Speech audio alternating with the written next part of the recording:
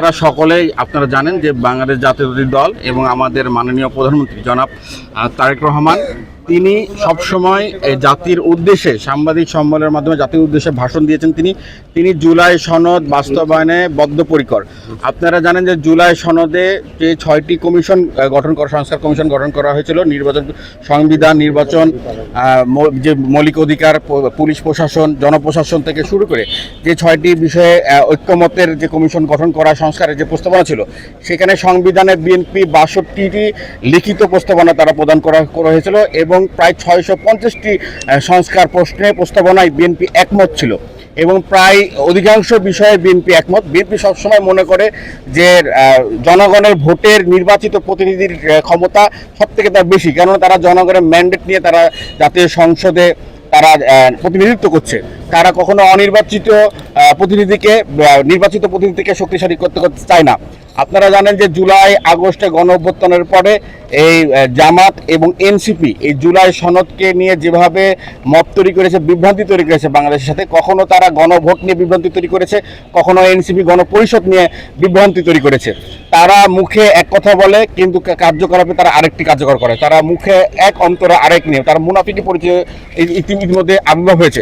আপনারা জানেন যে তারা সারা বাংলাদেশে একটি মীমাংসিত বিষয়কে নিয়ে তারা সারা বাংলাদেশের বিভাগীয় শহরে সমাবেশ করছে এবং শিক্ষা প্রতিষ্ঠানে কীভাবে স্থিতিশীল পরিবেশ তৈরি করা যায় সেই জন্য এই জুলাই সনদকে নিয়ে তারা রাজনীতি করছে, রাজনৈতিক হাতিয়ার হিসাবে ব্যবহার করছে।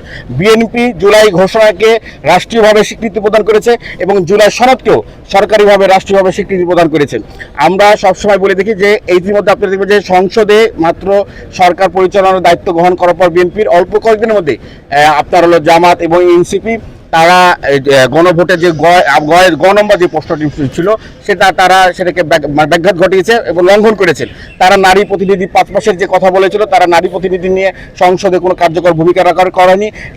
ডেপুটি স্পিকার নিয়ে এবং সংসদীয় সভাপতি নির্বাচন এবং মৌলিক অধিকার বিষয় নিয়ে তারা এখন পর্যন্ত কোনো কার্যকর ভূমিকা তারা দেখাতে পারেনি। অথচ বিএনপি বদ্ধপরিকর এবং প্রতিটি অক্ষরে অক্ষরে পুলিশ প্রশাসন, দুদক, তারপরে দুর্নীতি দমন কমিশন, তারপরে সংবিধান, নির্বাচন ব্যবস্থা এবং গণতান্ত্রিক বিষয়ে যে সব বিচার বিভাগ থেকে শুরু করে সবকিছু বিষয়ে বিএনপি অত্যন্ত আন্তরিক এবং জনগণের ম্যান্ডেট নিয়ে বদ্ধপরিকর। বিএনপি সবসময় বলেছে যে আমরা পিআর নির্বাচনের জাতীয় দ্বিকক্ষ যে বিশিষ্ট পার্লামেন্ট যে তৈরি এটা বিএনপিরই। যখন 2023 সালে যখন স্বৈরাচার আওয়ামী লীগের লুঙ্গিতলে থেকে যখন ছাত্র শিবির সহকারে অন্যান্য রাজনৈতিক দলের রাজনীতি করেছে, সে সময় মৃত্যুর উপত্যকা দাঁড়িয়ে জাতির সামনে আমরা আমাদের এই সংস্কার প্রস্তাবনা দিয়েছি। আমরা 31 দফা সংসদ উপস্থাপনা করেছি জাতির উদ্দেশ্যে যে কিভাবে আমরা রাষ্ট্র আপনাদের ভোটে রাষ্ট্র পরিচালনার দায়িত্ব আসার পর কীভাবে দেশ পরিচালনা করব।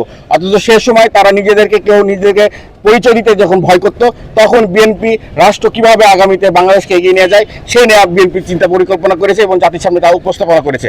আপনারা জানেন যে দীর্ঘ 8 মাস ধরে এই জুলাই সনদের আনুষ্ঠানিক আলোচনা হয়, যেখানে 67টি আলোচনা গঠিত হয়েছিল।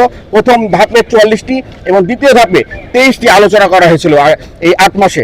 এই 8 মাসে জুলাই সনদ আপনারা দেখবেন যে জাতীয় সংসদের দক্ষিণ প্লাজায় সেদিনকে যাতে এই জুলাই সনদের স্বাক্ষর যাতে না হয়, এজন্য জামাত কৌশলে এনসিপিকে ব্যবহার করে। আমরা সবসময় মনে করি জামাতের ছিপি হলো এনসিপি।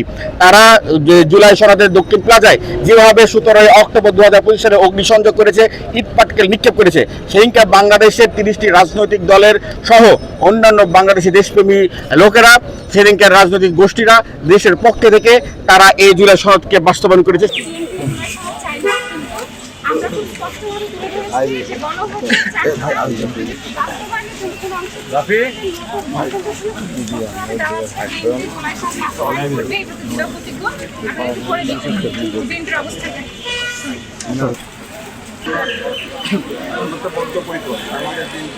মাননীয় চেয়ারম্যান এবং মাননীয় প্রধানমন্ত্রী তিনি সংবাদ সম্মেলনের মাধ্যমে জাতির সামনে তিনি উপস্থাপন করেছেন জুলাই সনদ নিয়ে তিনি অক্ষরে অক্ষরে পালন করবেন। অথচ আপনারা জানেন যে একটি গোষ্ঠী যারা দেশ বিরোধী গোষ্ঠী তারা মিথ্যাচার এবং কীভাবে বিভ্রান্তি করা যায়।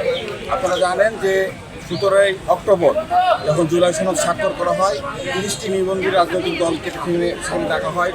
বিএনপি সরকার আপনারা দায়িত্ব দিয়েছেন, বিএনপির কাজ হলো জনগণের ম্যান্ডেট নিয়ে যে সংসদে গেছে সেই কাজগুলো বাস্তবায়নের জন্য যে অঙ্গীকার বিএনপি দিয়েছে, ইনশাল্লাহ আপনাদের পাশে থেকে আমরা ইনশাল্লাহ বাস্তবায়ন করবো।